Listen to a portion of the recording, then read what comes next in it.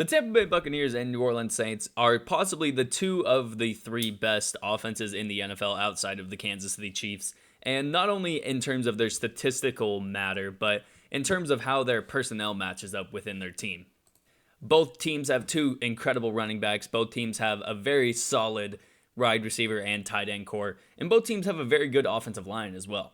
Match that up with defenses that are very adept at taking the ball away from the opposing quarterback and also getting after the opposing quarterback. And this is possibly going to be one of the best playoff games that we've ever seen.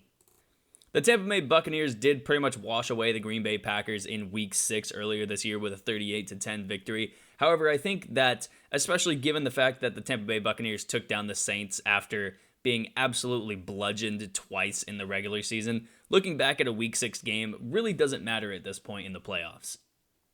Since that Week 6 matchup between the Packers and Buccaneers, Davante Adams has been on a complete tear, averaging about 102 yards per game, 8 catches, and about a touchdown and a half per game. And he's been not only the best target on the Green Bay Packers squad, but he's possibly been the best wide receiver in the entire NFL.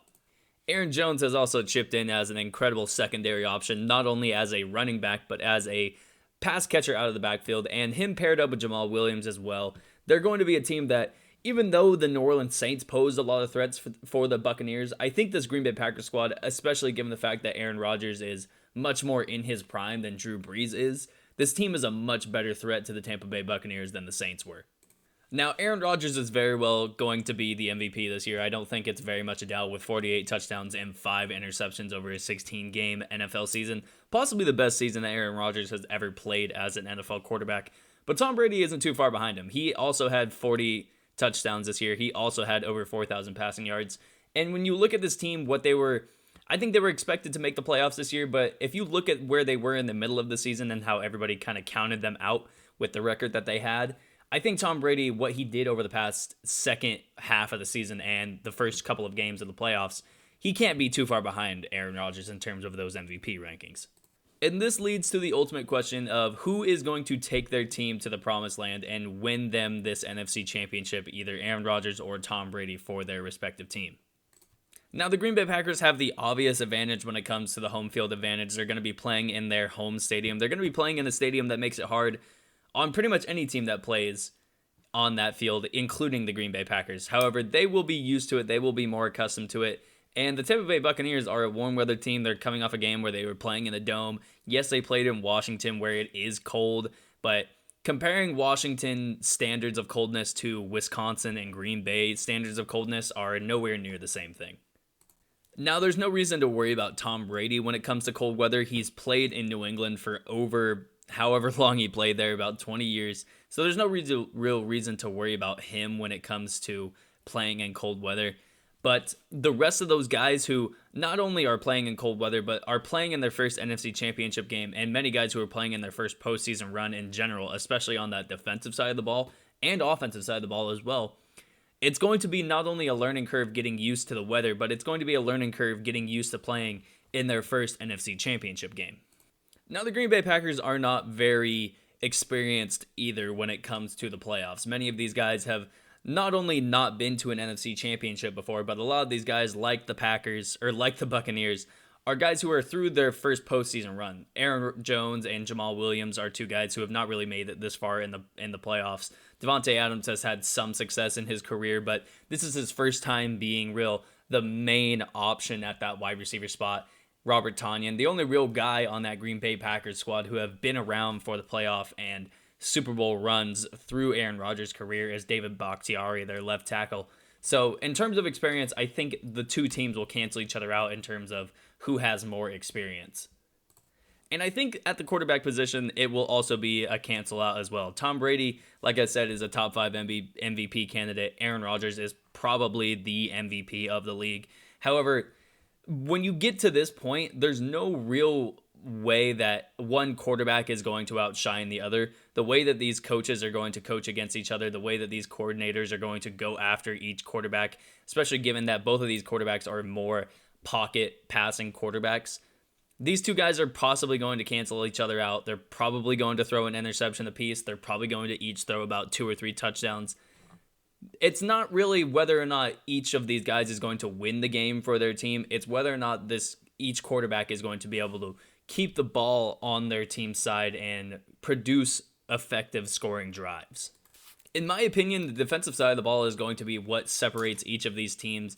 If one of these teams is able to manufacture a 3 to 4 drive stretch where the other team does not score points, if the Buccaneers or Packers are able to get 3 or 4 straight drives where they hold either Aaron Rodgers or Tom Brady to maybe 1 touchdown or 1 field goal in 3 or 4 drives, that's where they're going to be getting the ball back to their MVP caliber quarterback. They're going to be producing points and they're going to be putting a win on their board. And in my opinion, I think I would have to give the edge to the Tampa Bay Buccaneers defense. And it's not so much as the fact that they're going to be able to stop Aaron Rodgers. It's more the fact of, if you look at what the Buccaneers were able to do to Alvin Kamara in that NFC divisional round last week, they didn't necessarily stop Kamara, but they made it hard enough on Kamara to where he wasn't able to get those 2 or 3 plays throughout a game where he had those 20 to 30 yard runs or 20 to 30 yard plays where he caught the ball. He was never really able to get in his kind of rhythm where he's getting up those big chunk plays. And with 2 running backs like Aaron Jones and Jamal Williams, if they're able to keep those 2 guys in check and keep them from, taking off for a 20 to 30 yard run or taking off for a 20 to 30 yard pass, then it's going to make life pretty hard on Aaron Rodgers. We saw what happened to Drew Brees when they shut down Alvin Kamara. He kind of became a quarterback that didn't really know where to go with the ball, as Michael Thomas couldn't get open against that Tampa Bay secondary, and Alvin Kamara just couldn't get going.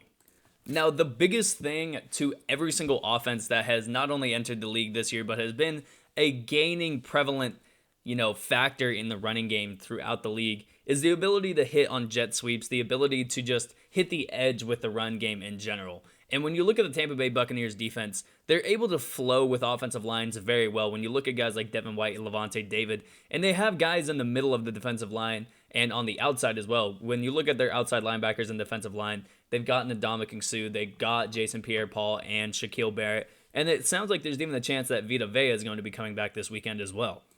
And like I said, there's no real way that either of these teams on the defensive side of the ball are going to be able to full-on stop Aaron Rodgers or full-on stop Tom Brady. What they have to be able to do is produce enough negative plays where they push back a running back for 1 or 2 yards, or they force Aaron Rodgers to take a sack, or they force Aaron Rodgers to throw the ball away, or they do the same to Tom Brady for the Green Bay Packers.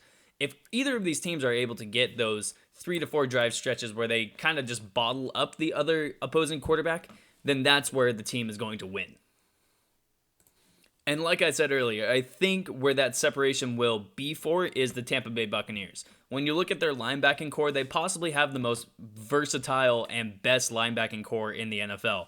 They've got 2 incredible pass rushers in Jason Pierre-Paul and Shaquille Barrett. They've got 2 incredible not only pass coverage guys in Levante David and Devin White, but both those guys are able to stop the run as well. It's very, very rare that you get 2 guys. It's very rare that you get 1 guy that can stop the pass and the run at that linebacker position.